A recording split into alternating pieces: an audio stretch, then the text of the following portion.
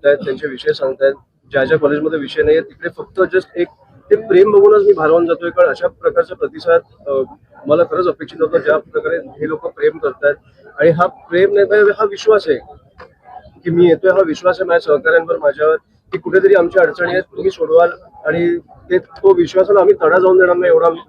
मला college football actually किती महिन्यांनी वर्षांनी खेळलो असेल, पण असं ग्राउंड दिसल्यावर मग मी रेजिस्टच नाही करू शकत. मला असं जाऊन खेळावंच वाटतं. आज आम्ही सगळीकडे प्रयत्न करतोय. मला सांगा, ड्रग्ज हे आपल्या राज्यात येतात कुठून? हे तुम्हाला काय वाटतं? मुख्यमंत्र्यांना माहित नसेल? पोलिसांना माहित नसेल?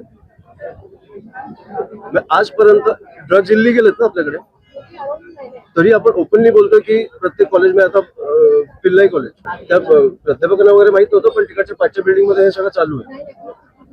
येतात ना, तुम्हाला माहिती आहे. पोलिसांना माहित नसणार का? मला कळते तर पोलिसांना 24 तासाची सूट द्या. तुम्हाला नशामुक्त काय असेल ना, ड्रग फ्री महाराष्ट्र तुम्हाला मिळेल. पोलिसांना 24 तासाची सूट सांगा, त्यांना येऊन करणार काय? बोलणार ना.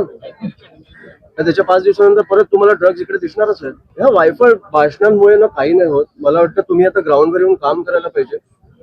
खूप मुला मुलींची आयुष्य वाया जातात या ड्रग्जमुळे, आणि खूप इझिली अवेलेबल आहे. हे तुम्हाला पण माहिती आहे, मला पण माहिती आहे. तुम्ही एक बोललात आमच्याशी मराठीत तर आम्हाला किती बरं वाटेल. तुटक्या फुटक्या मराठीत बोला, पण एक आपल्याला बरं वाटतं ना, आपल्या राज्यात येऊन शिकण्याचा तरी प्रयत्न करताय. तुम्हाला शिकायला जेवढा वेळ लागेल, पण आता टॅक्सी चालक, रिक्षा चालकांचं पण मी हेच बोलतो. तुम्हाला कोण बोलतोय अभंग म्हणायला किंवा गायला?